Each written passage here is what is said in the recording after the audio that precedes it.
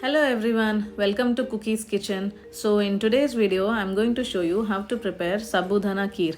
I have already prepared this, but that was with jaggery. So with jaggery, you need to be very much careful, and also with some tips and tricks you need to prepare.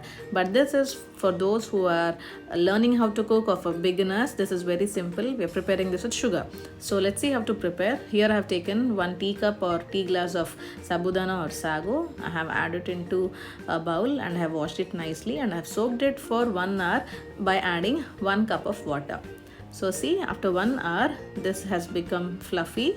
That's nice. Now take a bowl and add 3 glasses of water and give that a boil. On the other hand, take another bowl and add 500 ml of milk and then allow it to boil. Now once the water in this bowl is boiled nicely, add all the soaked sabudana into it. So simmer the flame once you are adding the sabudana, and add little by little and stir it properly so that don't get burnt, and bottom of the vessel it won't get attached stickily.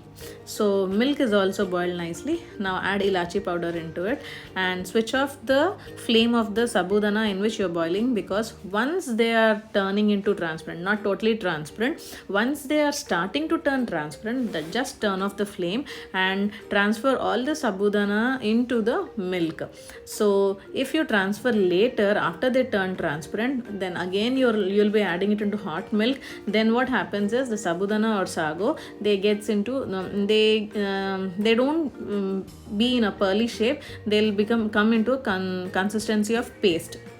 So rather you transfer it once they turn into a transparent one. So then after nice boil, see, you need to get that froth on top of this milk. So once you get that, that's it, your sabudana is almost done. Add half a cup of sugar. That is good. For those who prefer to have a little bit more sugar, you can add 3/4 cup of sugar.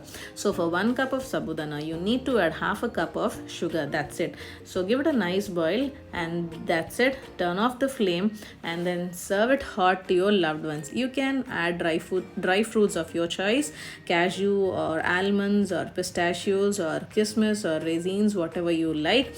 You can add it, roast it in ghee and then serve it. You can serve it hot or you can serve it cold also. It's up to you.